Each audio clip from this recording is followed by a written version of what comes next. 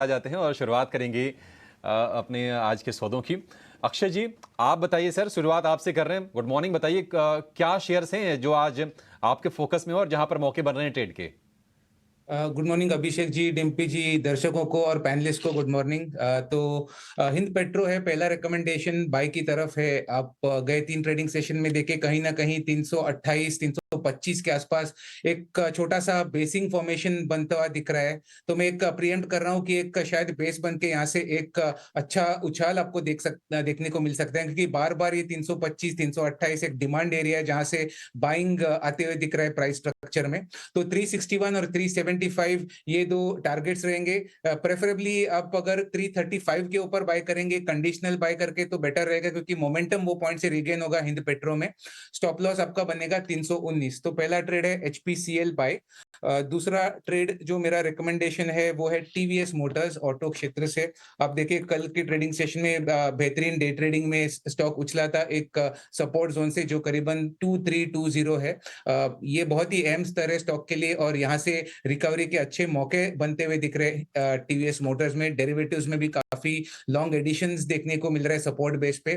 तो 2405 और 2432 ये दो टारगेट एरिया से आप टीवीएस मोटर्स बाय करें with a stop loss of 2345। Okay, ठीक है। टीवीएस मोटर्स आपकी लिस्ट में आ गया और एक एचपीसीएल आपकी लिस्ट में है। दोनों के दोनों शेयर सर हमने नोट कर लिए हैं। दोनों पे बाय के साथ साथ टारगेट और स्टॉप लॉस भी लिखे हैं। रिग्रेसली फॉलो कीजिएगा स्टॉप लॉस। वॉल्यूम थोड़ा कम रखना है। दोनों शेयर आपको छठे छठाए बढ़िया बेहतरीन शेयर देती हैं। देवांग भाई, बहुत बहुत शुक्रिया, थैंक यू वेरी मच समय देने के लिए। बताइए सर, आपके कौन से ट्रेड हैं? वेरी गुड मॉर्निंग डिम्पी जी। फर्स्ट ट्रेड की बात करें बाटा इंडिया। बाटा इंडिया में हम देखते हैं डेली चार्ट पे स्टॉक ने कंसोलिडेशन ब्रेकआउट देखने मिला है। एक काफी रेंज ब्रेकआउट स्टॉक्स में देखने मिला है, तो हमें लगता है अभी इसमें अपसाइड देखने मिल सकता है। यहाँ पे स्टॉप लॉस रखना है 1482, टारगेट है 1540। नेक्स्ट स्टॉक रहेगा आईसीआईसीआई बैंक। आईसीआईसीआई बैंक की बात करें तो ओवरऑल जो स्ट्रक्चर है पॉजिटिव स्ट्रक्चर है, height of her bottom structure में अभी भी स्टॉक ट्रेड कर रहा है। हमें लगता है यहाँ से अभी भी आईसीआईसीआई बैंक में अपसाइड देखने मिल सकता है। स्टॉप लॉस रखना है 1198, टारगेट है 1278। स्टॉप लॉस वाली प्लेट चलाया करो। तो देवांग भाई, एक तो आप तो कह रहे हैं बाटा इंडिया और दूसरा आईसीआईसीआई बैंक, दोनों के लेवल्स हमने लिख दिए हैं प्लेट में। आप इसकी फ़ोटो खींच लीजिए, लिख लीजिए, जैसे आपको ठीक लगे वैसा कीजिए। और एक बार स्क्रीन पे दिखाते रहना सबके सब स्टॉप लॉस टारगेट, किसी से भी मिस ना हो। कई बार क्या होता है, कोई आदमी 1-1.5 मिनट 10 मिनट लेट हो गया तो सौदे निकल गया हाथ से, पता ही नहीं चलेगा। फिर कहाँ देखते रहेंगे यूट्यूब पीछे कर करके। तो इसलिए रिपीट करते रहो बीच बीच में। जो सबसे इंपॉर्टेंट चीज़ है वो ट्रेड ही है, और चर्चा तो कोई बात नहीं, मिस हो भी जाएगी तो कोई बात नहीं। अंशुल जैन, आपके सौदे आज के? और निफ्टी और बैंक निफ्टी थोड़ा सा एग्जॉस्टेड लग रहा है, लेकिन mid cap Nifty, select mid cap Nifty जो एफ&ओ में ट्रेड होती है, 7 दिन का, उसमें टाइट क्लोजिंग से कल ओपन लो के साथ ब्रेकआउट आया है, तो वहां पे 12,750 13,000 तक का मूव लग रहा है। इसलिए तीनों mid cap small cap counters रहेंगे। पहला है आईटीडीसी। इसमें 94 डेज का बड़ा बेस ब्रेकआउट आया था और उसके बाद 7 दिन से कंसोलिडेट कर रहा है। प्रोबेबली आज के सेशन में फॉलो थ्रू मूव मिलना स्टार्ट होगा। 874 पे बाई करना चाहिए। 855 का स्टॉप लॉस रहेगा और 915 रुपए का इनिशियल टारगेट रहेगा। दूसरा स्टॉक है शिल्पा मेड। ये पहले भी मैंने बाई दिया था, जिसके टारगेट्स हुए थे। दोबारा कंसोलिडेशन कर रहा है ब्रेकआउट के नेकलाइन के जस्ट पास। तो इस स्टॉक में भी बाई करना चाहिए 578 में। 558 का स्टॉप लॉस रहेगा और 618 रुपए तक का टारगेट रहेगा। तीसरा स्टॉक है डीबीएल। डीबीएल में 80 दिन का ब्रेकआउट आया और ब्रेकआउट लाइन के ऊपर ही 8 दिन से कंसोलिडेट कर रहा है। इसमें भी फ्रेश ब्रेकआउट बनने की उम्मीद है, तो इस स्टॉक को भी बाई करके चलना चाहिए। डीबीएल में 545 पे बाइंग रहेगी, 525 का स्टॉप लॉस रहेगा, 595 का टारगेट रहेगा। और अगर आप ये कहेंगे तीनों में से मैं सिर्फ एक बाई कर सकता हूँ, तो एनी डे मैं डीबीएल सजेस्ट करूंगा, क्योंकि वहां पे वीक लॉन्ग्स को शेक करने के बाद ब्रेकआउट आया है। तो बहुत हल्का है स्टॉक में पोजीशन, यहाँ से तेजी काफी तेजी से डेवलप हो सकती है। ठीक है, डीबीएल दिलीप बिल्डकॉन लिमिटेड 595 का टारगेट इसमें होगा। स्टॉप लॉस आपको 525 का लगा के चलना है। काफ़ी दिनों के बाद ये शेयर हमारे किसी एक्सपर्ट के रडार पर आए हैं। शिल्पा मेडिकेयर, इसके लिए टारगेट 618 रुपये का, स्टॉप लॉस 558 रुपये का। और आईटीडीसी टारगेट 915 और स्टॉप लॉस आपको लगा के चलना है 855 रुपये का। देवांग के जो शेयर्स हैं वो है आईसीआईसी बैंक, लगातार मोमेंटम में है। हम देख रहे हैं कि 1250 रुपए के आसपास धीरे धीरे अब ये शेयर फिर से पहुंच रहा है। और इसके अलावा जो दूसरा शेयर है वो है बाटा इंडिया का।